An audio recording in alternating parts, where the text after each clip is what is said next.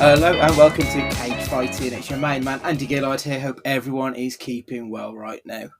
Hi everybody, Matt Guy here. Is it Christmas again? Well, no, because we always get horrible rainy weather, not white Christmas, but we are recording on a snowy evening and it is freezing. And if only you could see us, you'd think that we were in minus 20 degrees. Hello. Konnichiwa. It is actually 0 degrees with the little thing saying snow showers for the initiative. Well, is it? Yeah, it's snow showers, which I've never seen that graphic before on the old Windows 11 in the corner. Yeah, it's an interesting time, which again brings up the thing of Believe Nothing, the ITV show that no one ever watched with Rick Mail, where they did a whole Watergate scandal about time and why it feels like December and March is because it is, because they've been stealing time from us all these years. Just going for it. It's got to be out there somewhere, even if it's not on ITVX. BritBox or something like that. Do you reckon? It wasn't offensive, so I can't imagine it being like struck off forever. But at the same time, you can't get Phoenix nights legally in this country either. So can you not? No, it's not anywhere. Surprised. I mean, to be fair, it was offensive shit, but I am surprised that Peter Kay has fallen afoul of the censors because he does seem to be everybody's favourite for some bizarre reason. But it's another story for another day. News. Obviously, by the time this goes out, everyone will know what's happened in the Oscars, but we're recording from the past. So by the time this drops, it won't be out of date, but we won't be talking about the biggest story in the world. But I'm sure we'll talk about that on the next podcast and we can moan or celebrate whoever wins and loses. But I think we should start off in a galaxy far, far away. So Kevin Feige, Patty Jenkins' Star Wars films have now officially been cancelled. Jenkins' Rogue Squadron was due out in December this year. It was officially pulled from the slate 3 months ago, but now they've completely confirmed that's dead. Patty Jenkins is gone. Kevin Feige's time with Star Wars is a little bit unusual because obviously Feige is a producer. He's not really a creative as such. And when you've got like Uber producer Kathleen Kennedy over Star Wars, I don't really understand what his role was going to be, but ultimately that's irrelevant because he's gone. One bit of news the other way is Taika Waititi's film is still going ahead and he's likely to write, direct and star in this. But Star Wars films have got a bit of a record for getting people all hopped up on a new film and then pulling the plug and then we never see it after it's spent a couple of years in development hell. That just seems to be the way of Star Wars. Other than like the Dave Filoni TV side of Star Wars, the film section seems to be in a bit of a state of flux. Matt, should we be worried about this? I'm not sure really, though. After the news about kind of DC and Marvel trying to set their stalls with, single track visions and stuff like that, it does kind of beg the question why Star Wars are all of a sudden chopping and changing so much so quickly. I think the Rogue Squadron thing is a bit of a shitter, really, because there's a really interesting story that could be told there. And have we really we've had like great like dogfight scenes, but it would be nice to have that world explained a little bit more. And then the game Rogue Squadron itself, recently, Stu, you played it, didn't you, Andy? I think you probably would have died of visual death if you'd have played it. Yeah. And it would, and I know it sounds silly, but with Top Gun Maverick being the acid test for if people want to see films about flying things, it would have been really interesting to have that. But I think having someone that's had their hands over the Mandalorian makes sense anyway in regards to having, if they're going to keep one director in front of and behind the camera, I think it makes sense, I guess. Stu, thoughts on this? I mean, like Feige specifically, what was his role actually going to be in this world? Because he's not a director, so why would you bring in a producer when you've got the producer already there? It's a bit of an odd one, don't you think? It always seemed to me like it was just like a town planner, like a world builder. Maybe that was what. It's what he's done over there for the last 15 years. So that's clearly one thing that he's good at, and that's what it seemed to be. I mean, they're not going to go down more Star Wars trilogies with the same people, are they? It's going to be completely changed and refreshed and whatever. So it makes sense just for a continuity look perspective, I suppose, to have someone who's done that before. But then again, like Matt just said, Dave Filoni's done it perfectly well with the TV side, so you might as well just stick with it. And that episode of Mandalorian today, the last one that you watched when you listen to this, you couldn't get more classic Star Wars than that. I haven't seen it yet. I was watching it after we've recorded, I think, is the plan. Yeah, proper puppets, incredible effects, really, for what it is, and stupid nonsense as well at the same time. All 47 minutes, that's all you need, and it works perfectly. Really enjoyed the opener, like season 3 opener. I thought was exceptional as well. So yeah, it's been a good start to the season. Taika Waititi, do you want to see a Taika Waititi Star Wars film, Stu? Well, before his last foray onto the big screen, I would have said yes. But you've got to think that was just a blip. And he was kind of strung up with what was what he was allowed to do with that film. But yeah, if he's allowed to do it properly and the parameters ain't that strict, which they don't seem to be anymore with Star Wars, then yeah, give it a go. Why not? It's always been like that. We've always had weird, quirky stuff as well as the serious and the big. So yeah, I mean, the fact that he's doing everything but sing the theme tune in a kind of is a bit concerning because he's not exactly the most normal person in the world, is he? And obviously Star Wars is Star Wars, but it could go a bit too far. Yeah. But yeah. Then again, you'd think that's why you got Kevin Feige around doing Kevin Feige things. Yeah. Matt, is the sheen off a little bit, do you think, with Waititi? Is he entering the Ryan Reynolds zone? That we've seen him so much that it's a bit tiresome at the moment.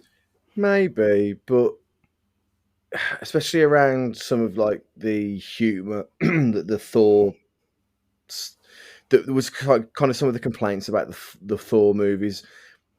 Star Wars, like it or lump it, is filled with shit humour, and I think actually that world would go hand in hand. Like watching the original trilogy back, some of like the absolute crap lines from C-3PO and some of the really shit humour that actually doesn't make you laugh makes him a shoo-in to be a part of this franchise. So I don't think it's actually as strange as it makes out, and I don't think it would be too dissimilar to some of the stuff that we've already had in this universe. Well, back on planet Earth, this time in New York City, we've got the Teenage Mutant Ninja Turtles Mutant Mayhem trailer, which has been released in the last week. The list of stars in this film is incredible. Master Splinter is Jackie Chan. We've got 4 actual teenagers playing the Teenage Mutant Ninja Turtles for a change. There's a whole host of friends and foes. We've got Paul Rudd, Giancarlo Esposito, Rose Byrne, Seth Rogen, and our good friend John Cena. What did we think of the trailer, first and foremost, Stu? Incredible. Absolutely incredible. And as soon as it come up and it said, what is it, permanent teenager? Seth Rogen, yes, there you are, straight away. We know that it's going to be decent. It's not going to be Michael Bay-fied. And it looks, whatever they've done to it, it looks perfect.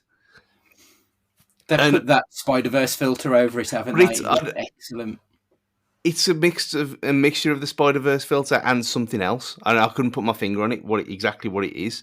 But it doesn't really matter because you look at any kind of cell of that film now, and you know what that film is straight away. And it's amazing how that you can still do this in 2023 with animation or however they're doing it. But yeah, obviously having a proper Turtles film back. The Turtles game end of last year was superb. Yeah. Still on Game Pass as well. Go and play it on the Xbox, people. But yeah, one of the rare occasions where I watched the entire trailer multiple times. Mainly because it's Turtles. You can't be spoiled on that, can you? So, but yeah, perfect. I can't wait. Day one. Yeah, I completely agree. Matt, is this one tickling your pickle? Nah, not really. You had to be there, I think, with this. It's got to be part of your child, and it just wasn't with mine.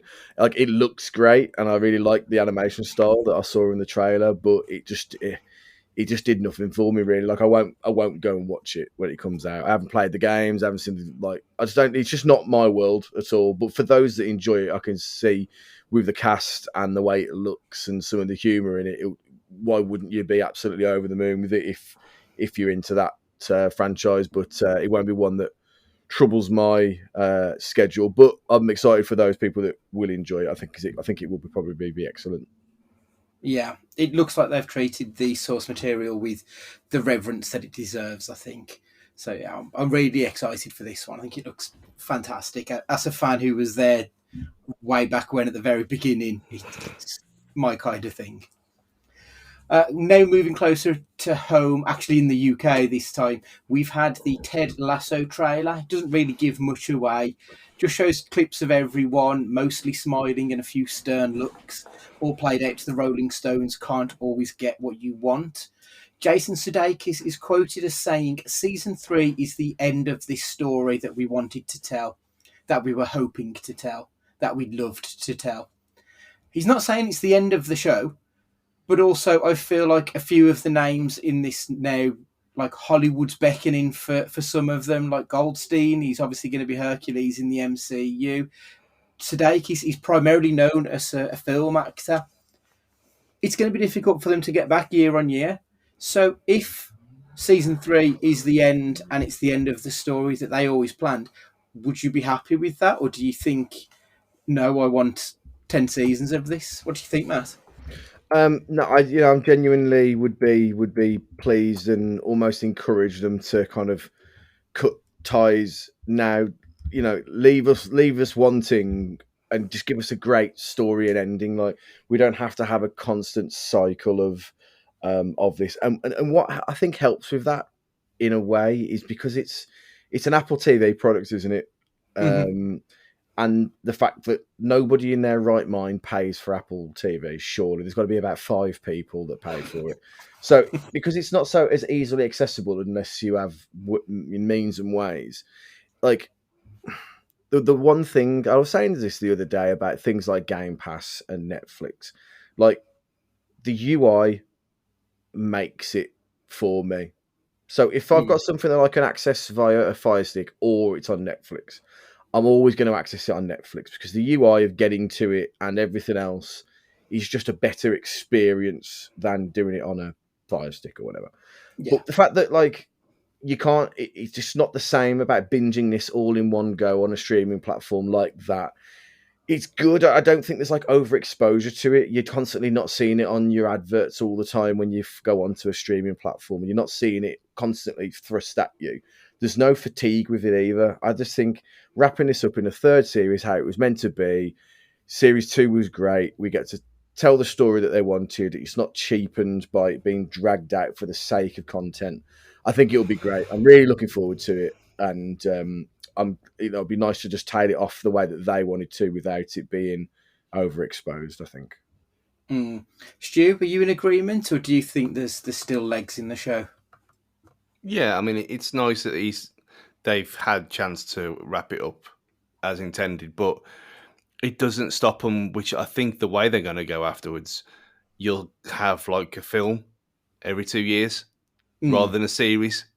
For that reason, that you're not going to get them back to be able to have 3-4 hours worth of content every year, where it makes more sense to get an 80-90 minute feature on Apple TV Plus originals, put it on there every couple of years, I can see it going that way, just for the reasons that we've just said, that he's got the story that he wants to tell. It's amazingly, there were still people last year finding it for the first time, even though the obviously in the football world everyone loves it, but on the wider population, it is stranded on that piece of shit that is Apple TV Plus, and the UI does matter. And I think I paid for it once by mistake because I forgot to cancel, and that was my own fault. But we had 6 months, 2 lots of 6-month free passes through PS5, which you have to create an Apple account for, and go through the whole rigmarole of signing everything up to iTunes and all that stuff. When no, just sign up, pay through Google Pay like everything else. But no, you couldn't. You have to create the whole Apple nonsense of it all. I think it's just too much hassle.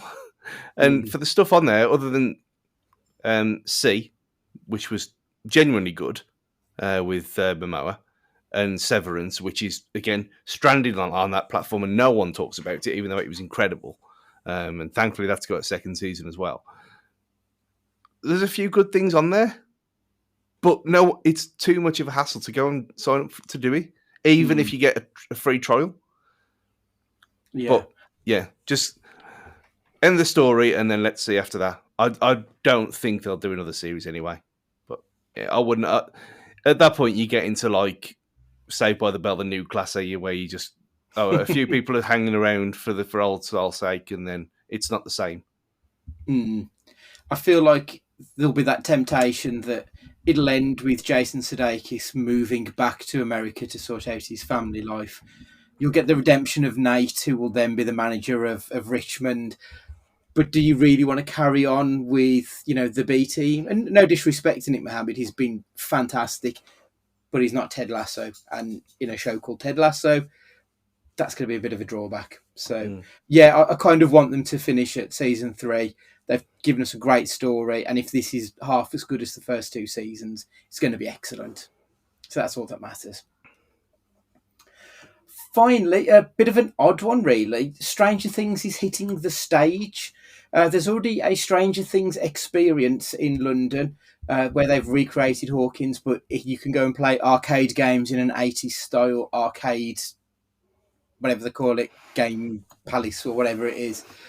You can get ice cream at the 2 Scoops. You can sit in Joy's house. Like it lets you enter the world, but it's not quite the same as seeing it on stage. There's not really a lot known about it, obviously, at this stage, other than it's going to be set in the late 50s, I believe. They do mention that Hopper's in it, Joy Maldonado, Henry Creel, who is otherwise known as Vecna. So it's going to have some of the characters that we know, but obviously it's going to be set back when they were much younger. I've signed up to the mailing list already because I really want to know what's going to happen and prices and everything. And if it's reasonable, I think I'll be going to see it. Matt, is this something you're interested in? Yeah, it really is, but I just got the feeling I'll be priced out of it, to be honest. Like, it's not the kind of thing that they'll, like, tour, and it won't make it to the Grand Theatre in Wolverhampton, I don't think. But if, like, someone like an Everyman Cinema or something like that was to, show it, I'd definitely go and watch the film of the stage version of it. Do you know what I mean? If they were to do that. Because, they struck gold, really, with the last series of Stranger Things. And before it kind of runs its course and, you can't move for... I mean, in my wardrobe alone, I think I've got 5 different versions of, like, the Hellfire Club T-shirt and, like, long sleeve, short sleeve, black T-shirt, white T-shirt, a hoodie and everything, before the next series comes along and it just overwhelms society. It'd be nice to experience a different part of the story, I think. But yeah, I mean, when it comes to stuff like that, I think I'd just be priced out of going down there, staying over, watching it. It's just not something I can commit to, really. But I think it's something interesting. I'd like to see it in some form. That is the worry with anything on the West End, really, is that they might do reasonable prices, but then if it's a limited run, people are going to want to see it. They'll be charging £200 a ticket, for the shit seats. So that is the worry. Hopefully they don't, because obviously, this, as you said, this seems to have captured everybody. So why would you not want to get as many people through the door as possible? Stu, how are you feeling about this? Is I don't know. Have you got much of a love of live theatre? Is this interesting to you at all? Considering that I spent a lot of time at school doing drama and theatre and that kind of stuff, no, it's just not my world. Is it? It's too, let's say, too pompous. It's not the word. I think that's probably what it is. It's just too expensive for my stuff. And this is someone who spends like 700 quid on a whole season ticket every year, and as well as all the other stuff that goes with that. But that's my thing. I'm not signing up for it because I know I'm not gonna go. I mean, the fact that it's in London anyway is a big no-no because that place is a shithole, and it's so you're automatically putting 200 quid on top of before you even start. Realistically, getting there, staying there. So you're talking the best part of £500 to go and watch this. I mean, obviously it's going to be good. Just by the people who are making it, it'll be amazing, and for the people who get to see it, superb. But I just know I'm not going to, so I'm not even entertaining the possibility of it happening. Really, seeing it like the Hamilton thing, I know I'm more than likely not going to see Hamilton, and well, maybe at some point, but not with that cast. So watching it on Disney Plus like we did last year or the year before, whatever it was, that was fine. It was fine for me. I know other people, it's not the same, but it works. And if that's what happens with it, and they put it out on Netflix eventually in 2 or 3 years' time as an option, then yeah, I'll watch it. But I ain't gonna spend 500, 600 quid to go and experience this. No way. That's fair enough. Right, okay, that's the news. Oh, sorry, Stu, yeah. It's not the news because earlier on today, our friend Melissa, well, hopeful friend, if she wants to come on, Melissa Benoist, announced that she's going to be playing Teela in the Masters of the Universe Revolution series on Netflix. Oh, very good. I enjoyed the reboot of Masters of the Universe. Obviously, it's Kevin Smith, so I was already a little bit biased towards it, but yeah, brilliant. It does annoy me that she doesn't pronounce her own name properly, though. Because it's Benoit, not Benoist, but she does pronounce it Benoist. So, all the time. Does annoy me, that does. That's the news anyway. Matthew, have we had any questions from our listeners? We've had a few. We've had a few, to be fair. So, starting with Matt Cunnington, Lego. What's the last Lego set you made or assisted with? It's Lego Ninjago. Ninjago, is that right? Ninjago. You can tell how often I use Lego. Dragons with the kids for me, and thanks for beating Spurs. So, Lego. What's the last Lego you got your hands all over, Stu?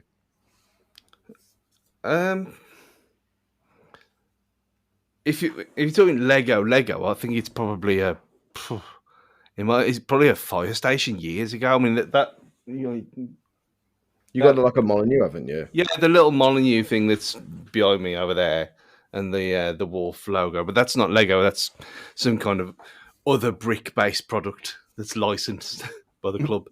Yeah, it's if I start going down the Lego route. Oh, Lego Dimensions. There you are. The game.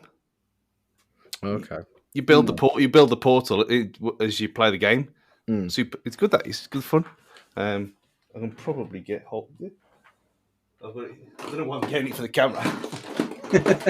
Yeah, this is an audio medium. That's very Stargate. Stargate, yeah.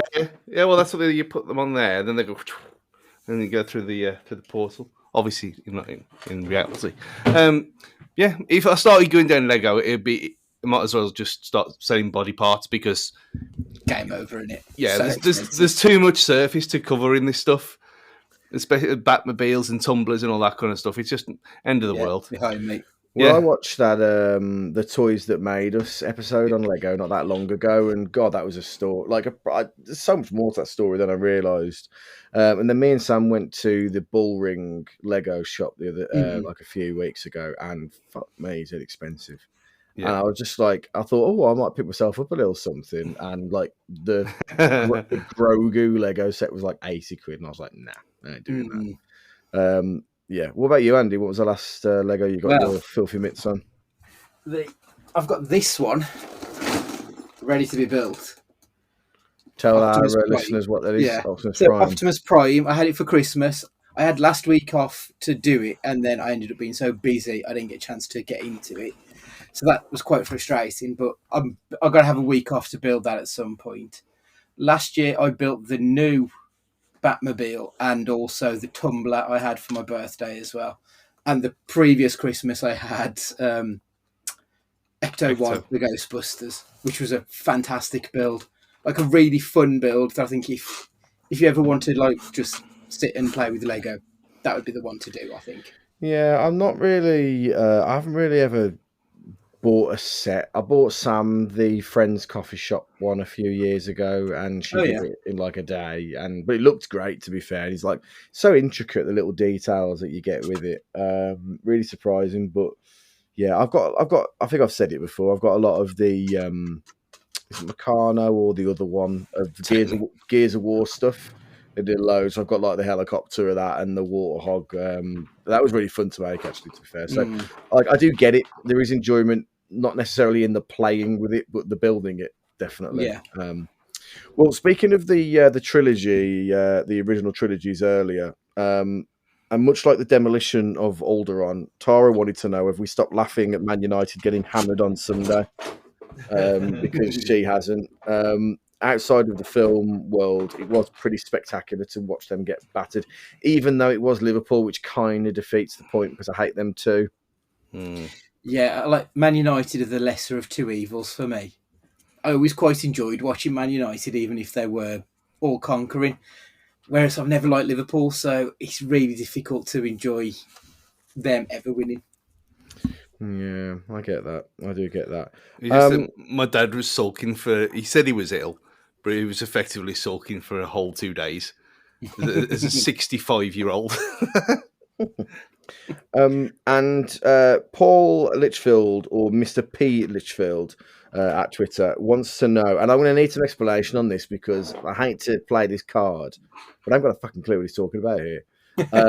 Can you explain why the horses from Dogtanian and the Three Muskehounds never evolved? Dogtanian, sorry, Stu. Never evolved to stand up, wear clothes, and speak. Every other fucking animal managed it. What in Christ's hot cock was going on? So give me some context. Dogtanian was the story of D'Artagnan and the Three Musketeers told with dogs, effectively. Okay. And it was an animated series in the mid to late 80s, I think, possibly even early 90s. Like, I remember loving it, but I haven't seen it since it used to be on like BBC or ITV, whatever it was on back in the day. Yeah, it was great, but at the same time, I don't know if it's aged really badly. Part of me thinks it may have done. Yeah, it was one of them. All for one and one for all. That's Yeah, exactly. He gets in your head, and then that's it for the rest of the night. Now done. But this does have like the element of the War of the Planet of the Apes about it again, where like the apes were riding horses, which I always thought was a really weird visual in itself. So maybe it's those damn stupid horses that are the problem. A lot of that series made no real sense at all. But at least apes are clever. I mean, dogs are probably at the same kind of level as horses. Really, they're just big, they're just smaller. But do you know this is way too complicated than it should be. I learned a really interesting fact the other day that wolves, the animal, not the club, are more closely genetically linked to cats than they are dogs.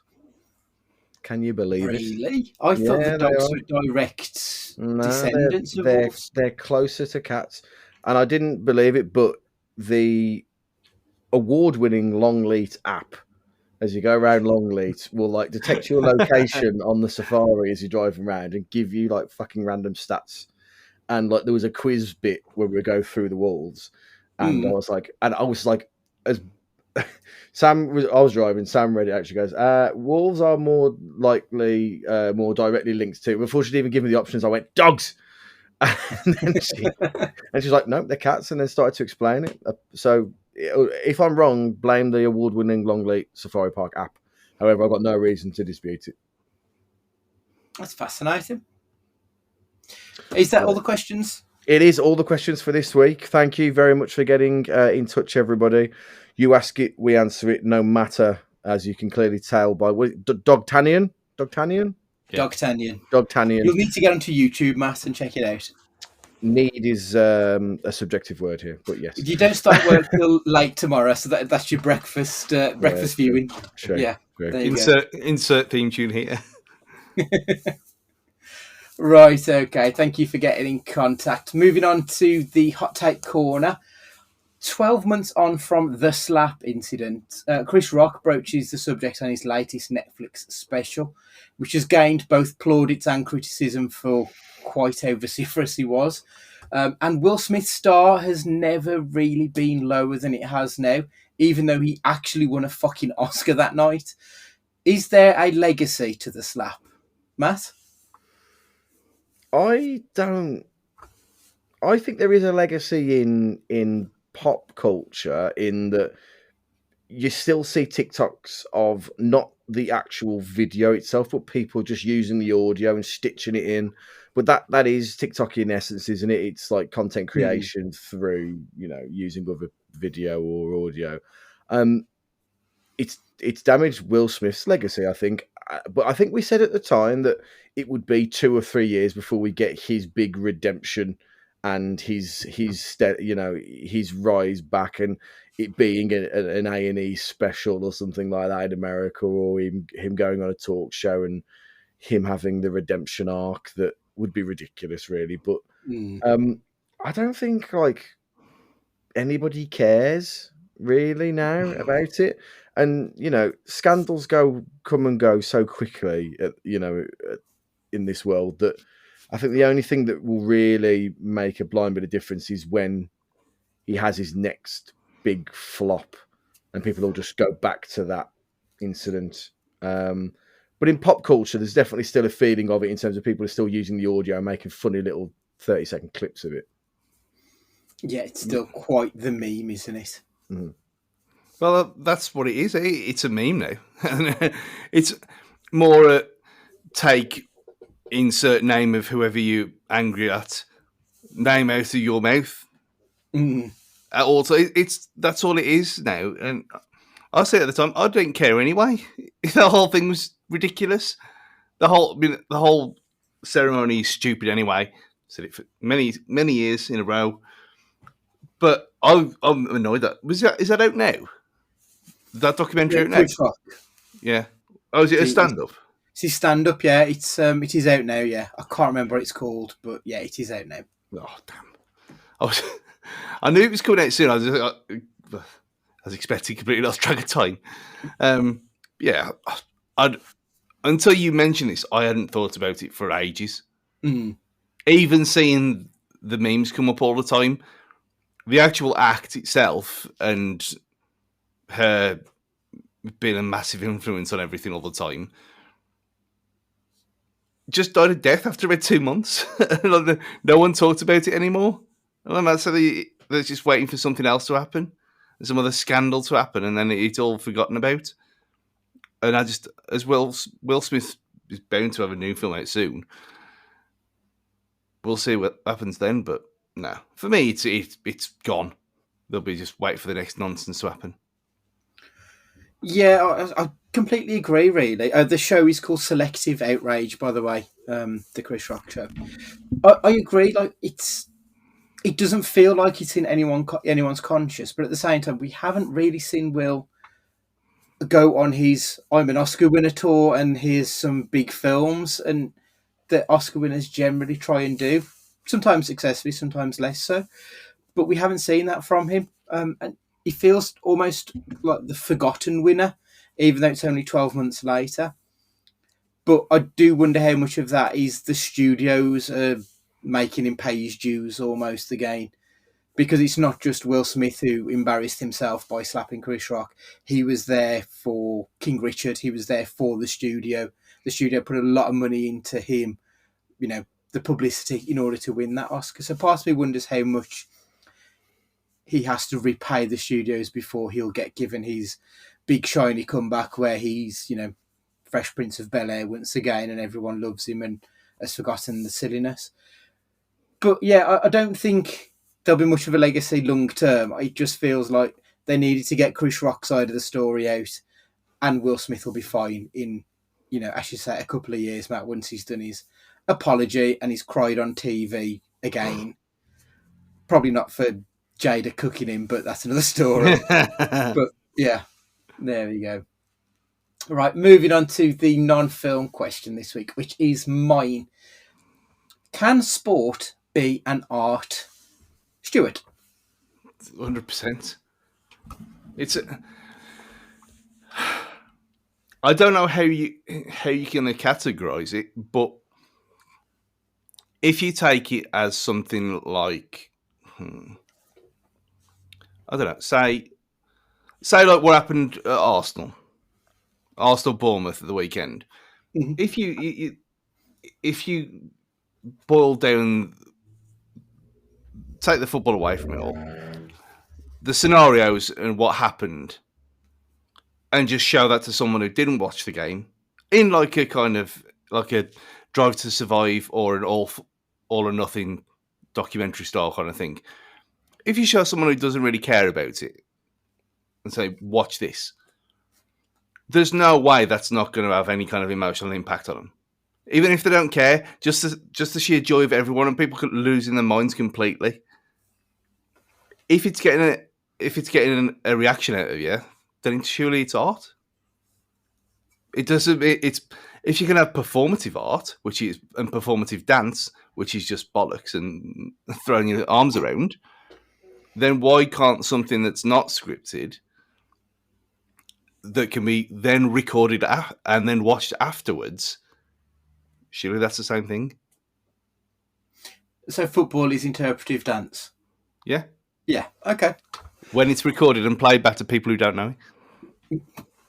Matt, do you agree? Is sport art? I think sport is. I don't think it's a question, can sport be art? I think sport is art. And the reason is, there's a few reasons. Break art down into its definitive components.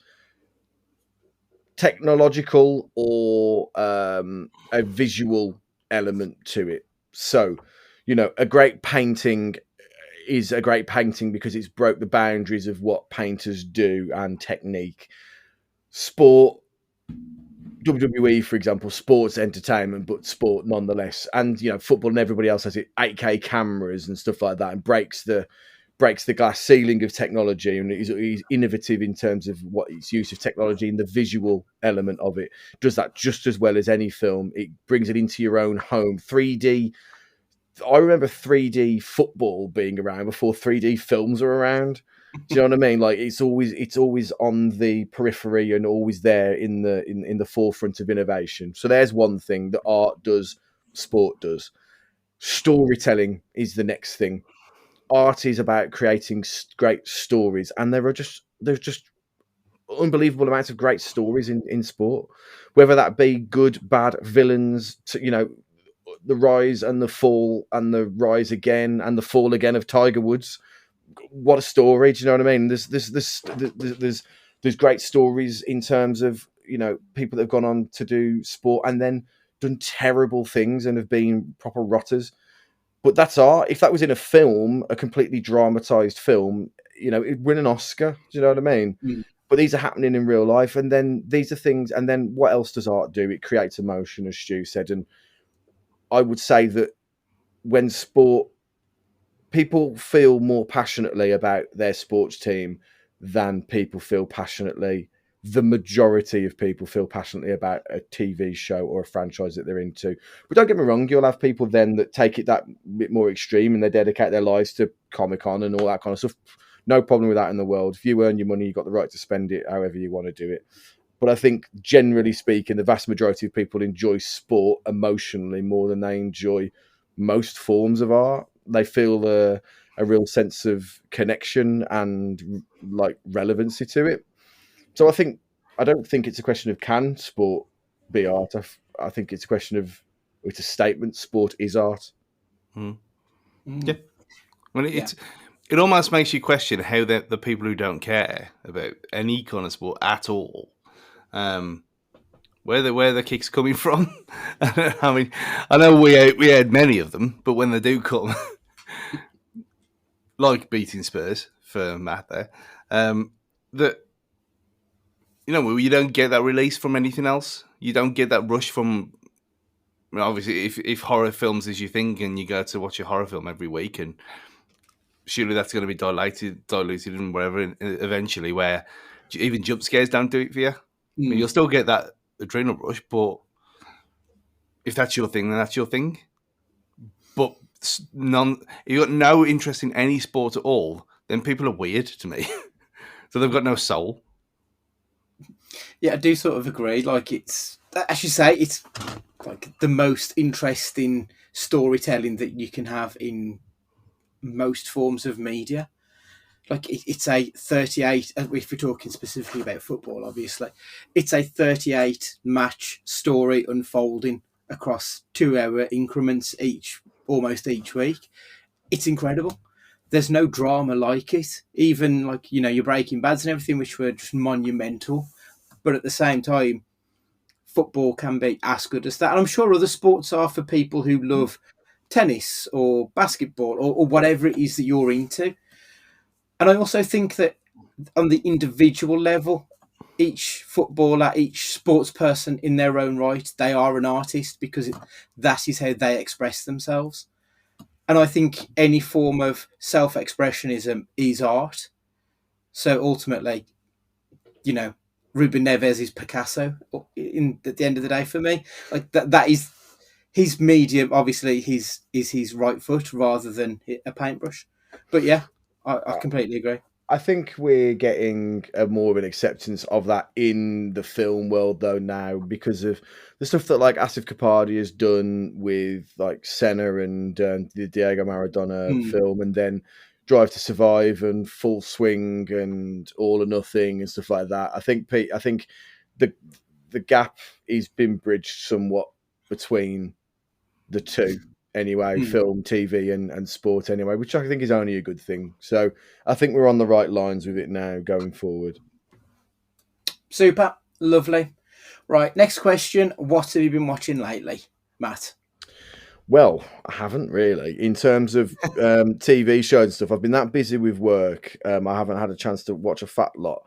What I can tell you is Sam has been watching a program called Outer Banks, which has just been the absolute drizzling shit.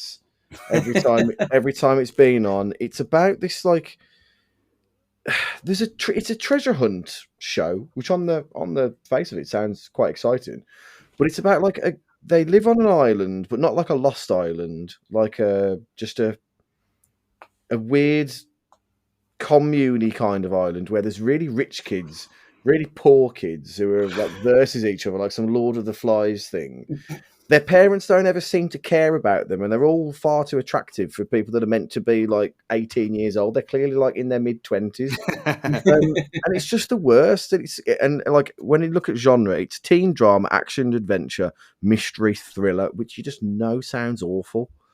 And it's just, yeah, I've never really, I've never watched it, but she's had it on and she's binged it over the course of a few weeks. But I mean, if you're into that kind of teen mystery drama, you'd probably love it, but definitely not for me. What I have been playing is the controversial Atomic Heart, because it's a controversial because it's been made by like Russian developers, and there is at this point in the game, I'm not that far into it, but it's very pro USSR and very pro Soviet, but I think it's all falling apart in the game, in terms of he's finally understanding that it's not all roses behind the Iron Curtain. But it's actually been a really fun game. It's a spiritual successor to BioShock. It's got all those elements of first-person shooter meets dystopian future with RPG elements to it, which which is what made Bioshock so great. So I'm putting a lot of my time into that really at the minute. It looks stunning. I'm just looking at the images Oh, here. It looks incredible. visually, it's great. It should be of no shock to anybody as well that I've started Peep Show again.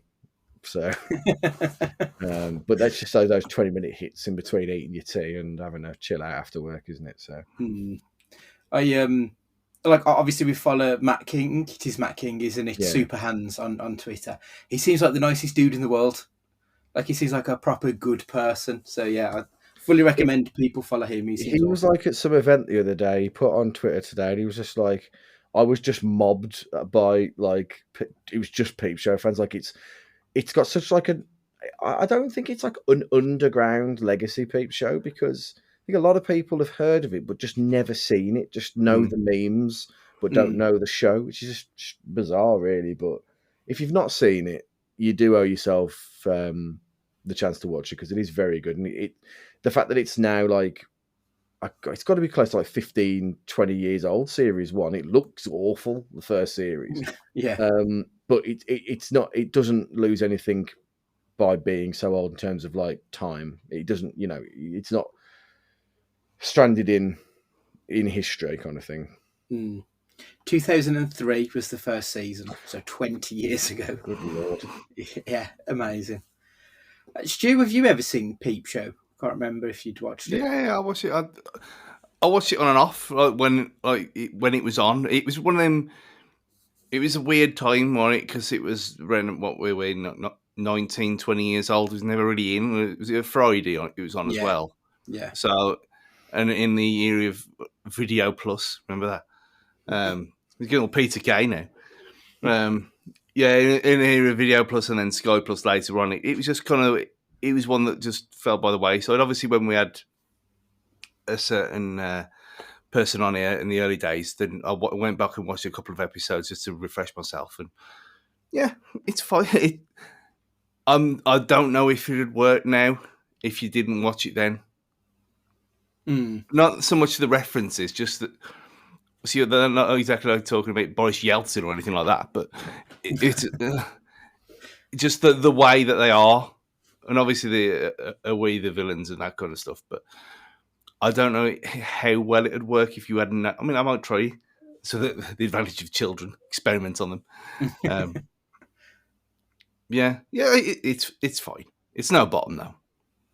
I do love Bottom, to be fair, but I feel like that's probably a very specific age as well. Like I bet if you weren't around for Bottom, watching it now, you probably wouldn't chime with it half as much as someone who was.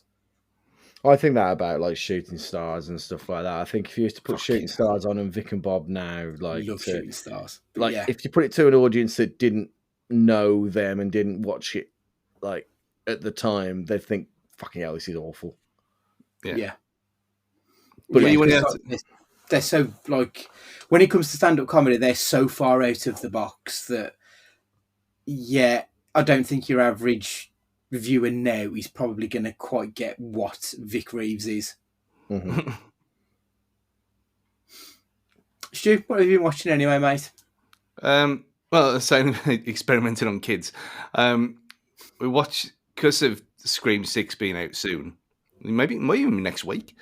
Today. Is it? Oh, fuck. Yeah, they're doing a double header at Cineworld. Scream 5 running into Scream 6. Oh, well, I'll have to hurry this up then. But, yeah, so obviously I watched the first one last year or 2 years ago before Scream 5 came out. Just because it had been a while anyway. And I don't know how we got on to the subject, but Ethan said, "Oh, I want to watch that." Okay. And then I thought, what rating is it now? Has it been one of them where it's been downed? No? Yeah, it's still at 18. Amazingly. It seems like it would probably be a 12 if it was released today. Like, it feels quite almost childlike, doesn't it? Well, because obviously there was reaction saying, like, you can't watch it at 18. I'm like, yeah, but you know what that film is? I watched that film. And then I worked it out. I watched it on video the year after it came out in the cinema, obviously. As it came out in 1996. I was only 1 year older than he is now. when I watched that film. And I thought, nah, this is if everything else in the world don't make you feel old, this certainly does. But he's watched Scream 2 tonight. I love Scream 2. Got right, hasn't he? Yeah, I finished, like Matt mentioned, in Full Swing again. Never cared about golf in my life. Now I've got an inkling to watch the Open and the PGA Tour. Other than playing the games and stuff, I never really understood it, how it all worked. But that's done exactly what Drive to Survive did for F1 around the world. So it's one, and yet again, it's an art form because it's telling stories, and that's what it's all about. There's a couple of other things. Oh yeah, Mandalorian, obviously, and then today I just went on the old service just to see what new releases have been put on there. The Devil Conspiracy. I've seen this advertised. I think you put it in the group, didn't you, Matt? This one. Yeah, the one about the shroud, and you get the DNA off the shroud or something. Yeah. I mean, when you cloning Michelangelo Galileo for tens of millions of dollars, and then you clone Jesus Christ, and it's not even terrible. It's an hour and 50. But after that nonsense film that Pricey made you watch, where nothing happens for half an hour, yeah, I thought, is it going to be one of these? And I won't go outside because of the snow and everything. I thought, sorry, I'm just gonna jump in blind. It looks ridiculous. There's a guy in there who was in Spartacus, so that's enough for me. It was shit, obviously, but it was incredibly entertaining. And I actually think that you'll really like it if you give it a go tomorrow. Okay, let's put it on. I think because even the CG's not that bad either. It's not like we're not talking like Asylum levels. It's one up from that. There's like this B tier netherworld now of terrible like B films that have got really good CG. I mean, some's bad, but on the whole, it's pretty good. But it was entertaining silliness, and I thought, well, no, I'm not going to watch something sensible, and I'm not going to play anything yet. So I thought, yeah, I've watched Scream, I've watched some Netflix stuff. I'm going to watch something like this, and I wasn't disappointed. And that's all you can ask for. Excellent. For myself, much like Matt, I haven't actually watched a lot in the last fortnight. I was going to have a break from the God of War series, and I put on what's it called, the latest Batman game, the Gotham Knights, and it's awful. Like, it's so fucking clunky and just ugly to move around. It doesn't. As a game, like, there's no flow to it or anything. It's horrible to play. Really not enjoying it. So I gave up pretty quick and went back to God of War because at least I know I'm enjoying that one. So yeah, that's mine. Has mostly been like just playing bits of games and trying to find something to do. I did find a couple of films. I watched Marcel the Shell with Shoes On, which is one of the films nominated for best animated film at the this year's Oscars. I've pretty much given up on the Oscar challenge. I've got down. I need to watch All Quiet on the Western Front and Avatar 2. And honestly, I've just got no fucking interest in watching either of those films. So I think I've just given up on it. But I did want to watch this one, so I gave it a go. And it's the sweetest, weirdest little thing you've ever seen. It looks like it's filmed against like real world, and I don't know if they've animated it or if it's stop motion or quite what it is. But it is literally a 1 inch high talking shell who's wearing shoes and has got one eye, and he's looking after his gran in this massive. It's a human-sized house that's like an Airbnb, and there's him and his gran who are just these tiny little shells. And then he wants to find his family, and it's all about accepting the world and everything. And it's so fucking sweet. It's lovely. I really enjoyed it. It's like it's got a 7.7 on IMDb. It's got really good reviews everywhere. I think it's got a really good chance of winning the Oscar from everything I've been hearing about it. On the other end of the film scale, the only other film that I've watched in the last fortnight is something called Ski School, which is a film from 1990. Like, you know how we joke about 80s boob on this? This had proper 90s boob. Like, they were all massive fake tits that were like rock hard, and Yeah. it was just like all throughout the film. And do you know that trope where there's two people at the end of the film, they have to have a race down Suicide Mountain in order to win the ski school in this one? I think this might be the film where that trope originated from. It's absolutely horrendous, but I did enjoy myself watching it. So yeah, 2 thumbs up for that one. I would thoroughly recommend it.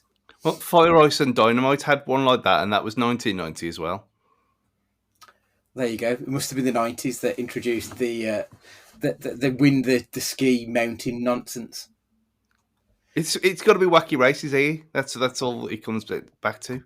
Effectively, that's all it is, isn't it? It's just live action cartoon nonsense. Yeah. Right, Stu, your question's up next, please. Yeah, I mean this came from last week when we were talking about the crudes, and like when obviously we put out on the show and stuff from last week. You know, I mentioned like there was a few people at work asking me what it was about and stuff. I went, yeah, we were talking about the crudes. Some had never heard of it, obviously the youngsters, and then a few who had went, oh well, it's only a silly animated film, eh? And I went, well, what's that got to do with it? And I thought, well, hang on a minute. If you got people like this, and then I know there's people who hate horror films, obviously people who are scared. And I know, and like we've said, the weirdos who don't like sport. So what is the most disrespected genre of film out there, Matthew?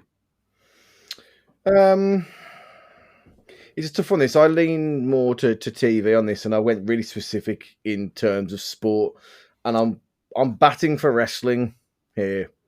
The wrestling film and TV medium is sorely needing a shot in the arm because of people being too prim and proper to give it a decent chance.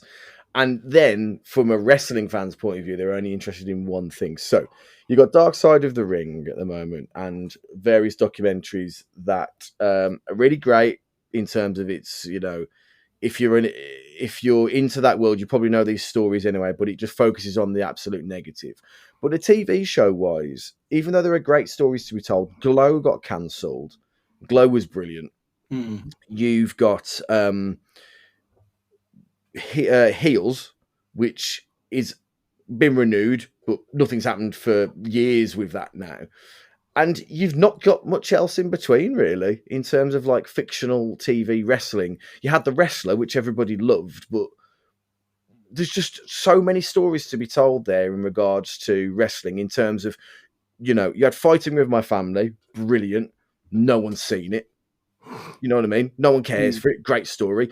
Young Rock is awful. I've come to the conclusion. I'm near the end. Like I'm near the end of what we've got so far because it's not appealing to wrestling fans. It's appealing to casual fans that want to learn about that story. But it's just done so badly. So the wrestling genre is disrespected in that no one is willing to give it a decent chance and make you know. It's so carnival elements of it. There's so many good stories that can be told there, but I think people have focused on, and maybe this is the WWE thing and the fact that they're the biggest thing going, and I'm a WWE guy.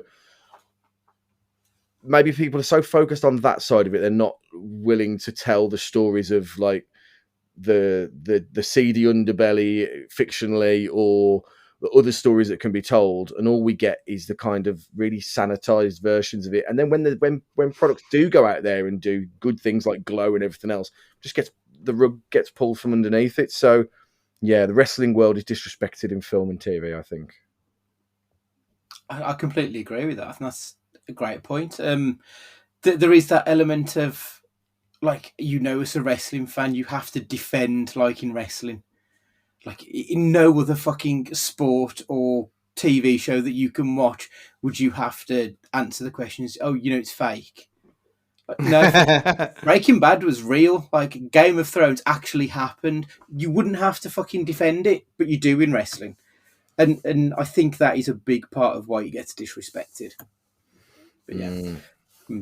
My answer, like, there is a very obvious answer, but I was going to steer clear of that one. Anything that seems to be female led just seems to be completely batted off as a chick flick. Like, it gets utter disrespect. Like, there's some really fucking good comedies that would be just quote unquote chick flicks. Like, Legally Blonde was a really funny film that had a male protagonist. It would probably be a lot more socially acceptable to like. Clueless, same, really good funny film. Miss Congeniality was excellent. Mean Girls, Bridesmaids, great films that don't get the love they deserve because they're predominantly female led.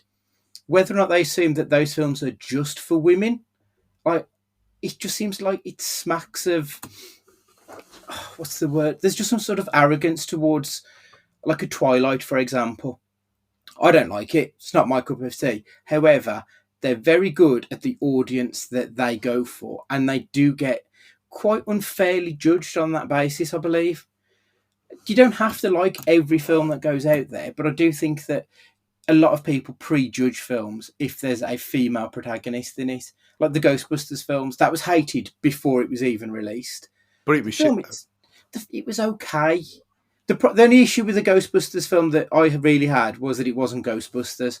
If that was another film with a different title that didn't have the history, it would have been acceptable. It would have just been popcorn fodder.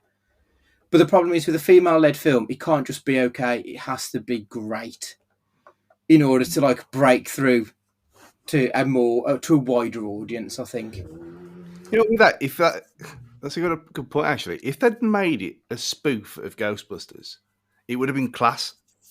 Yeah, but that's not what it was. Yeah, and so it was rubbish. But yeah, by tying it into the original, they spoiled what could have been. Yeah, yeah. But then ones that you mentioned, they are almost around victim around circumstance as well, because you look at the box art of all of them films, Legally Blonde, Mean Girls, they're all white backgrounds with pink writing, or it's all, you know what I mean? Every single one is exactly the same as each other. Mm. And you look at them in, so you look at them in choices. What am I talking about? But you look at, you don't even get posters anymore, but you know what I mean? You see them, they'll be grouped together for that reason, because they all look the same. And maybe it was a product of the time that if they'd put it in like purple or blue or something else, it wouldn't have worked, because you want to get the birds in first, and then by proxy get the men folk afterwards, and then it gets a following like Mean Girls did. Mm. But yeah, like Full Monty, yellow, blue writing. Everyone loves a Full Monty. If that think about it, if that had been the other way around, if that had been some fat guys from Sheffield stripping off, white with a white background with some pink or red and blue or red and white striped lettering, it wouldn't have worked, especially in the 90s.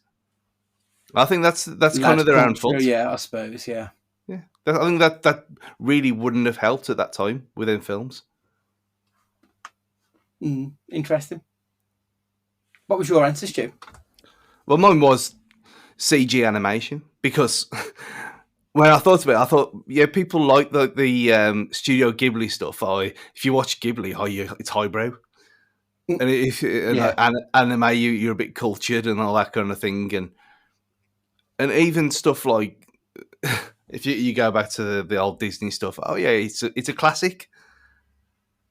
It's like Gone with the Wind and Wind in the Willows and things like that. That's a classic. I don't think that's Disney, is it? But things like that, like classic animation. Oh, but you put computers in charge. Oh dear, no. Even Toy Story doesn't get the love that it deserves, even now. It does from film people and from millennials, like people who grew up with it and people who've got kids. But if you go in the pub and start saying, "Oh yeah, I watched Toy Story last night," you're going to get destroyed. If you go in the pub and say, "Oh yeah, I watched My Friend Totoro," oh wonderful, art at its best. It's all bollocks. But CG animated films are the bastardization of what's acceptable. Are there many people in the Tiger Stew that's watched anime and manga and that? You'd be very surprised. Brilliant. Right, my question's up next. So, one film that I did watch just before we recorded our last podcast was The Number 23. I love Jim Carrey, and this is one. Actually, we had that question last week where it was, "What's the longest you've waited to see a film?" The Number 23 might be one. I remember wanting to see it at the cinema, never got round to it, and then watched it for a podcast that I listened to, and it is an absolute fucking stinker of a film. The person who wrote the names for it, Topsy Kretz, and it's supposed to be his hidden top secrets in his book that he's written. Sirius Lee is another character. It's fucking awful. Robin Sparrow is the daughter's name, I think it was. Anyway, that's not the question. I want to know, what is the best film centered around conspiracies? It can be a real conspiracy, it can be an in-film conspiracy, whatever you want. But what's the best film about conspiracies? Matt? It was a tough one, this, because you've got personal enjoyment and then you've got actual good filmmaking. So personal enjoyment and good filmmaking would be They Live, obviously, because the story of who's really controlling us and how do we identify it and things aren't as they seem is obviously conspiracy theory at its most pure form, and then you've got all the elements of why you'd love it in the first place because it's got bloody Roddy Piper in there. But Angels and Demons, not particularly a great film, not particularly great source material either. The Dan Brown books are much hated for being absolute drivel. I have read them all, but there's just something about those films that, like, it should be celebrated in itself that you can have a conspiracy theory film that you can switch off from and you've missed absolutely nothing. That you can watch hungover and still enjoy it for being a conspiracy theory film. So for that reason, I'll give Angels and Demons the gong. Incredible. I've seen The Da Vinci Code. No, I fell asleep halfway through the Da Vinci Code. I have read that book. I figured out the twist really early and I was furious. What was the last one they did with Felicity Jones? They've done the Deception one yet. I don't think it was Deception. I can't remember what it's called. I can't called. fucking remember. It was so bad. Got dragged to the cinema to see it. I was furious. It was not a good film. I feel like it's Inferno in it, but... yeah. I never said it was a good film. I want to put that on record. Just so that let the audience know that. Fair. Stu, you're a bit of a conspiracy nut, so I feel like we could be here all night listing some of your favourites. What's the best one? Well, there's a lot of them are true, of course. The first thing that came to mind was the Bourne films. I mean, that whole story is just great, and yeah, not beyond the realms of possibility either. After what happened with that Russian spy a few years ago, but no, the best one of watching, and it's an actual really good film as well. I mentioned it on here 18 months ago, a couple of years ago. Watched it in lockdown. Dark Waters with Mark Ruffalo. Yeah, based on the polluting of the waters by chemical plants in true story, and him fighting big chemical to try and, I think it was his farm, and the farmland and the local area. It sounds like the most dull thing in the world. It was actually really, really curious and well made, and him coming off playing a silly green man for quite a while to then going off and doing what is effectively a very small indie film was really good. So yeah, Dark Waters. It's a very serious answer from you, Stu. I'm quite surprised. It's a good film though. See, every now and again. Yeah, absolutely. I wanted to say Sorry to Bother You was going to be my answer, but it's been a few years since I've seen it, and I need to watch it again because I don't remember all of it. But I just remember it was about. It's got Lakeith Stanfield, who I think is a fantastic actor, and he plays a guy who starts working for telemarketing. And whenever he calls people up, no one will speak to him because he's a black man and he has a black voice. So he starts putting on a white voice in order to sell stuff to people because it makes him more. Oh yeah. I remember that. And it's the fucking wildest sci-fi conspiracy thing I've ever seen that starts off the most mundane movie you've ever heard of. It ends up with like horse people and stuff in it. It is fucking off the wall mad. It's brilliant, but I haven't seen it for about 5 years, so I need to refresh my memory on it. So the one that I remember best would be the only conspiracy theory I think is probably true, and that's Bubba Hotep, because Elvis isn't dead. He retired. He lives in a nursing home. The man who took over from Elvis, he's the one who died. He died on the shitter. The real king would never do a death that uncool. But yeah, Bubba Hotep, it's the conspiracy theory that Elvis didn't die. He traded places with an Elvis impersonator. Their lives went separate ways. The old Elvis, played by Bruce Campbell, now lives in a retirement home. And there is a zombie stalking the halls of this retirement home. The zombie is wearing cowboy boots, which is why they call him Bubba Hotep.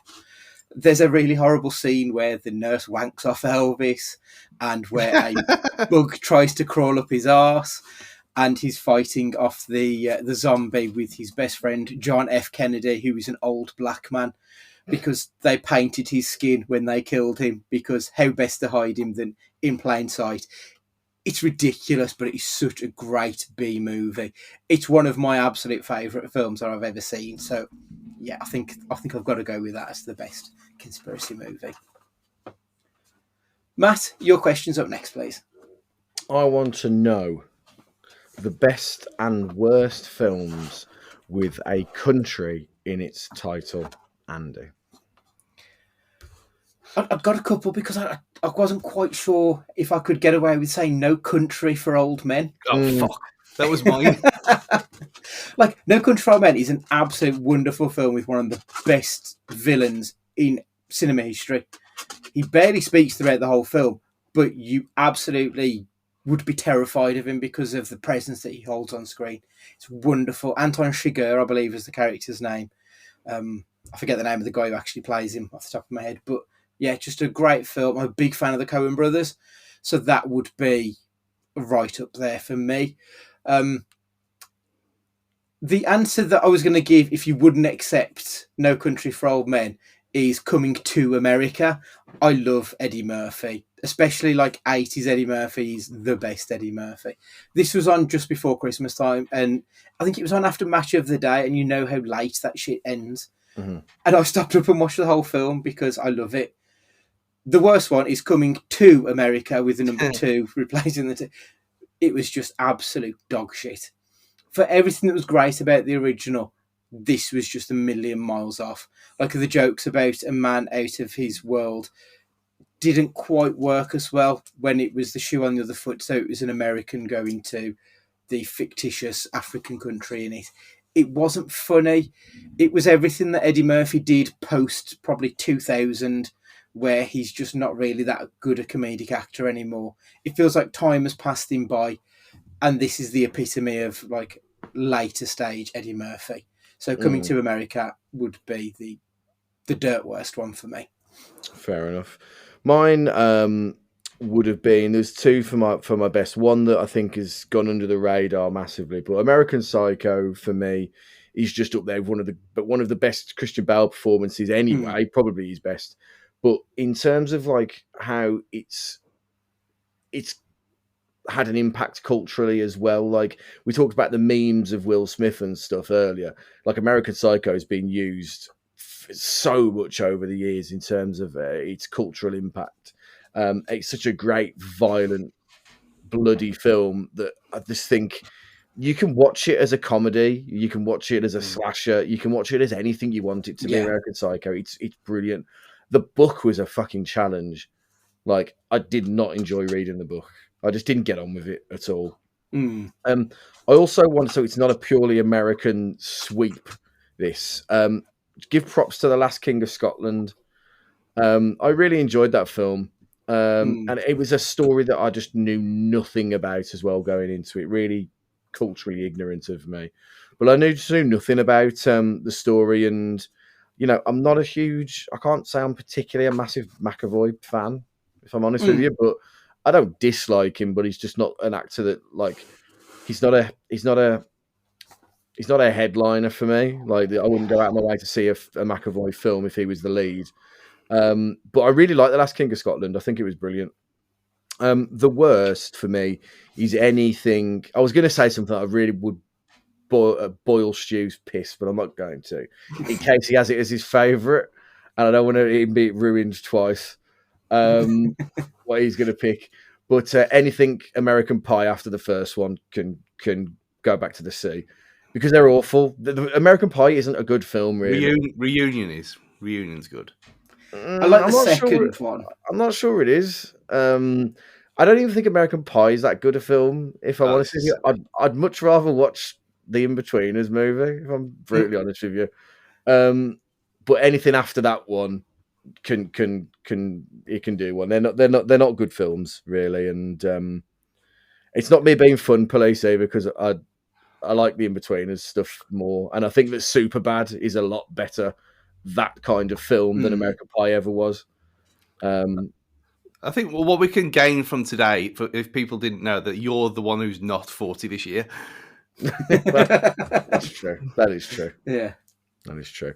Stu, give me yours, and then I can shit all over what I think is going to be your number one. Well, I did have No Country for Old Men because that film is superb. My other one, Team America, obviously. Fair.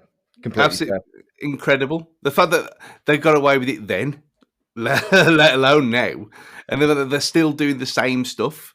I mean, the stuff last week on South Park about the Japanese toilet.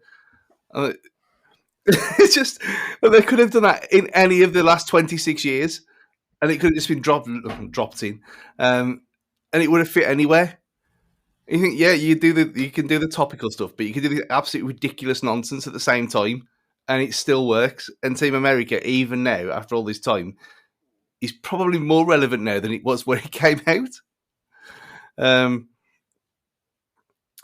the worst. I mean, I can't say Country File, but that just it makes me itch, that show. And it's very nice and everything, looking at the little birds and things and all the wildlife, but it makes me have hay fever when I haven't had it for actually properly for years. The worst is This Is England. Sorry, what?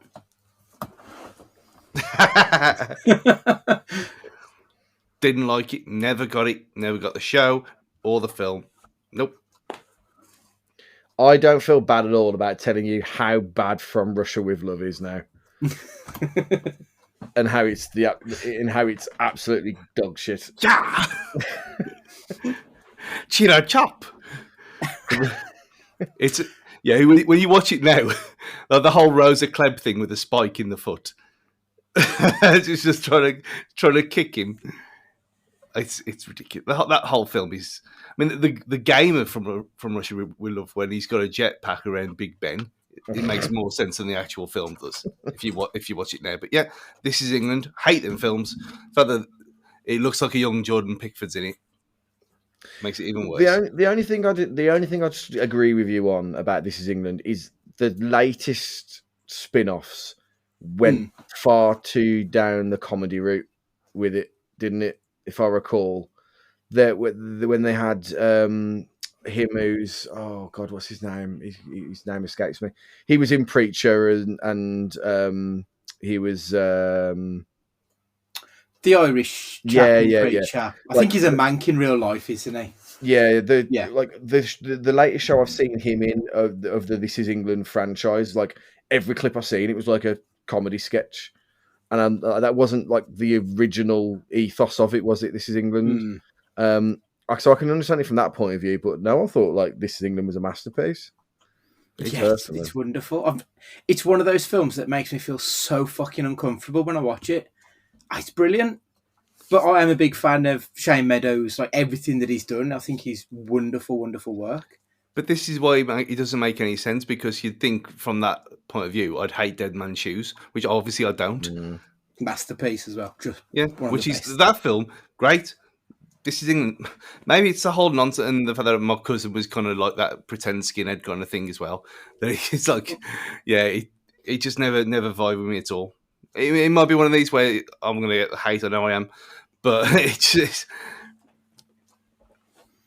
I'll go back to saying Country File just for this, just to calm people down. Well, I think the fans of that show are the more venomous and vicious anyway, Stu. Yeah. So you damned if you do, damned if you don't. Yeah, quite possibly. Stu, you need to watch A Room for Romeo Brass, which I think was Paddy Considine and Shane Meadows' first collab, if I remember correctly. And LeDonk and Scorsese, which might be their worst film together, but I did still enjoy it because it's them. But yeah, A Room for Romeo Brass, I'll check that out and let me know what you think, just to see if it's a Shane Meadows thing. Yeah, just looking at and Burnt Out Shop. Yeah, excellent. 99. Yeah, it's class. It's great. I mean, I love Paddy Considine. I think he's one of my favourite actors. I think he's brilliant. Well, and yeah, now check that one out. People actually know who he is now as well. Yeah, obviously, yeah, he's made it to the big time now. He's done a bit of TV work. Right, okay, let's do a quick quiz. What I'll do, I'll ask you individually. We'll go back and forth on this one, I think. Right, the topic is 1991. Okay. Right, okay. Stuart, the music of which composer gives Julia Roberts the chills in Sleeping with the Enemy?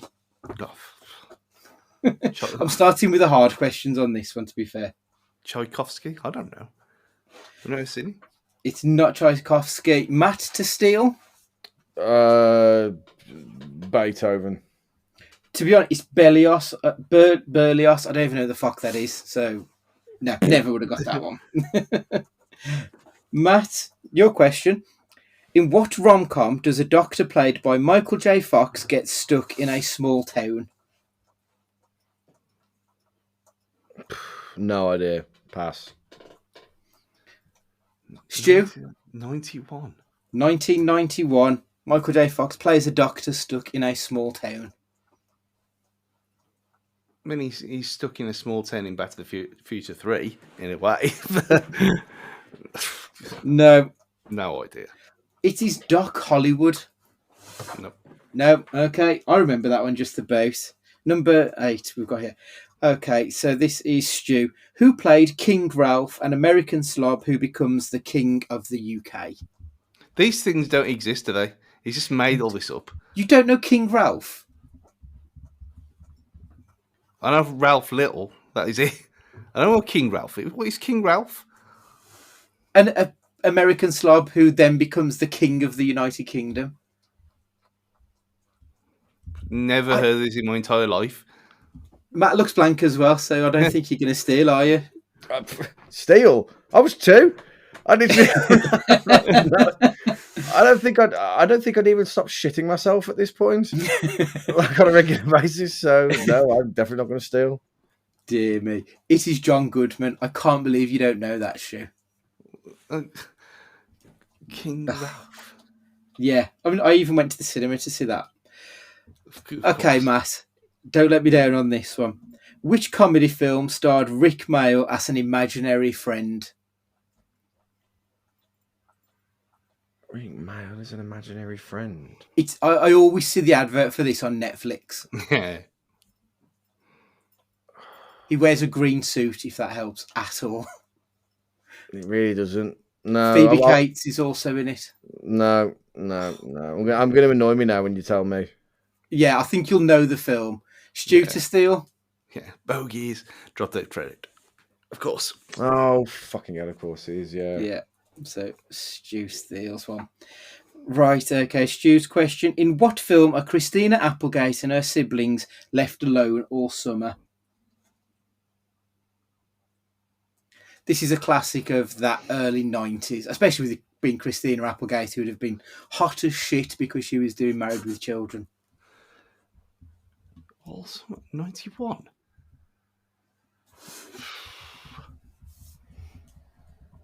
I thought that's late, isn't it? 90.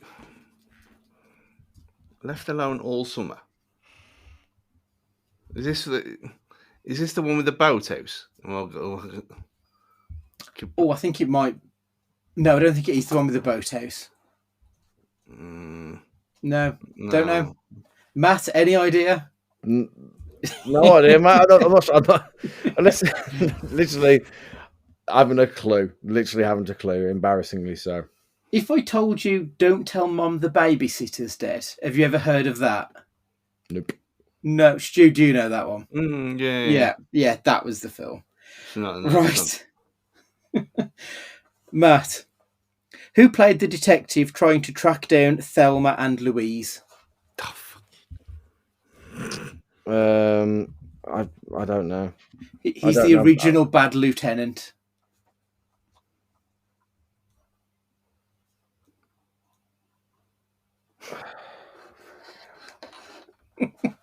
I don't know. I've got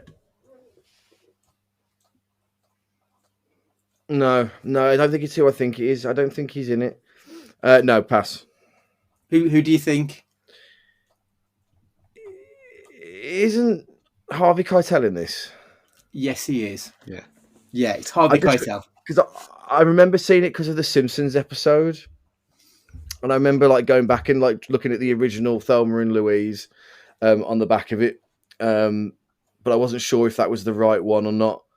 But yeah, it's been like fucking forever since I've seen that. Yeah, same. To be fair, I probably wouldn't have got that, to be honest. Again, not in white and pink. Acceptable film. It's true, yeah. Stu, what horror remake culminates on a houseboat? Now, I think Matt might get this because of The Simpsons. Houseboat? Yeah. A horror remake that culminates on a houseboat. I mean, the only houseboat I could think of in the 90s was Rosie and Jim, and he's ain't on with that, is he? It's not them, no.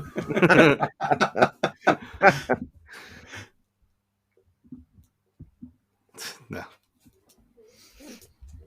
I'm not going to know the film, but I know the Simpsons episode you're talking about. It's is the it the Sideshow Bob one with the fucking eels, the electric eels? Yeah, it is. All I've got is pissing Cape Fear in my head, but it's Cape Fear. Oh, is it? It's Cape Fear's the film. I thought Cape Fear was like way earlier than that. It's the remake. So there was one way back when, and then the Bob De Niro one that was remade in 91. Oh, shit. Yeah. Well, there you go. Yeah, there you go. Right, okay. So that was Stu's question. So, Matt, who starred as the eponymous captain in Hook? No. I could see him. I could see him. He's in one of your favourite films. He's in one of your favourite Tom Cruise films. Favourite Tom Cruise? Oh, it's Dustin Hoffman. Yep. Yes, it is. Stu, which film was based on a 1963 assassination? Oliver Stone film. An assassination in 1963. JFK, I presume. It's JFK. Also, conspiracy theory. Could have had that earlier. Yeah, very good point. Right, and the last question is actually quite fitting for you, Matt. Morticia, Gomez, Uncle Fester, Wednesday, and Pugsley were more commonly known as who? The Addams Family. There you go. Yippee. There we go. Wonderful. Those hard questions are fucking impossible, aren't they, in these quiz books? They're ridiculous. Yeah, I do not like them. No, we'll move to some later years down the line. Although, the other choice was going to be Meryl Streep films, which I'm not sure would have been any better. I was going to say, is she in The Devil Wears Prada? Yeah. Yes, she is. And that doesn't appear to be on the list of answers. You've never seen Death Becomes Her? I've seen that one with Bruce Willis. Goldie Hawn. I've Bruce Willis. seen it. I saw something on Twitter about that the other day. People were saying, like, realizing how sexy the posters were for it, like years and years on, because they're all dressed in like ball gowns, aren't they, and stuff like that. Yeah, they're effectively swingers, are they? I think, to be honest, I saw it at the cinema, and I don't think I've seen it since. So it's going back some time. Lovely, right? Well done, Matt. I'm winning the quiz this week. He did have much easier questions than me, that, to be fair.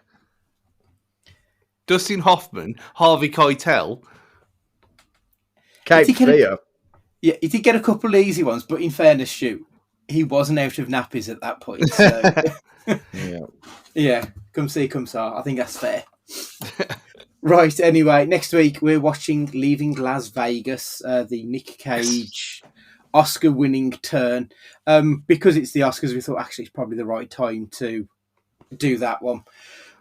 Make sure you've got us on Twitter at CageFightingPod and all the other socials. It's the same handle. Emails to cagefightingpod@gmail.com. Please make sure you subscribe on whatever podcatcher that you're listening to us on now. And please leave us a review. It really helps us and helps other folks find us in the algorithms. Finally, thank you very much for your time this week. It is much appreciated. So for this week, Matt, would you like to say goodbye? Take it easy, everybody. Have a great week. Watch The Croods because it's amazing. I've watched it for the second time now in about 5 days, and it's a lovely film. Goodbye. What did your good lady wife think of The Croods when she watched it? You know what? So she's guilty, as are we all, of just playing on your phone like when you're just watching a film. And I kept going, "You're missing a good bit here." And but when the credits rolled, she went, "This is high praise for her as well." She was like, "That was a nice film," which is the equivalent of like 1,000-word article from like Mark Commode. So yeah, she really enjoyed it, to be fair. So 6 stars in the Tokyo Dome. In the Cow Palace as well. Yeah, wonderful. Stu, would you like to say goodbye? Yeah, I mean, it'll be a spoiler for 2 weeks' time, but Unforgotten is back.